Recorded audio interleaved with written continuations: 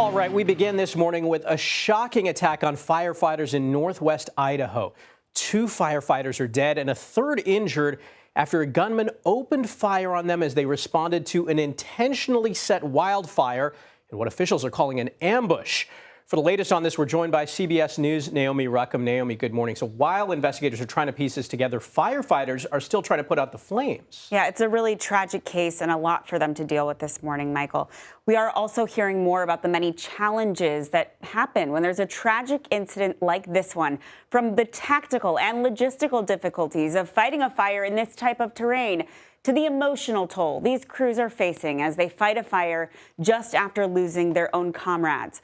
At this hour, investigators are not releasing the suspect's name or anything about the type of rifle or a possible motive, only saying it was an ambush and intentional, with the suspect drawing firefighters into a popular recreational area. A solemn scene as the bodies of 2 slain firefighters were escorted through Coeur d'Alene, Idaho. There's multiple gunshot wounds. 2 Coeur d'Alene firefighters are down. Local police say they were killed when firefighters came under sniper fire around 2 p.m. local time, shortly after responding to a wildfire on Canfield Mountain. At least 1 other firefighter was injured. Police now believe the suspect set the fire intentionally. This was a total ambush. These firefighters did not have a chance. The sheriff says law enforcement exchanged fire with the suspect. The standoff ended later Sunday when the dead body of the suspected gunman was found with a firearm nearby after authorities honed in on a cell phone signal. The sheriff says the suspect's body, along with a number of guns, were pulled from the mountain as the wildfire rapidly approached the scene. We believe that is the only shooter that was on that mountain at that time.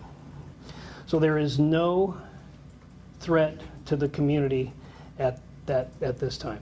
Multiple state and local agencies, along with the FBI, responded to the scene. A no-fly zone had been in effect as helicopters flew over the mountain, carrying snipers and deploying heat-seeking technology in the search for the suspect. A shelter-in-place order was lifted shortly after the body was found, though authorities are warning the public to stay away from the mountain due to the active fire. Investigators are expected to go up to collect more evidence this morning.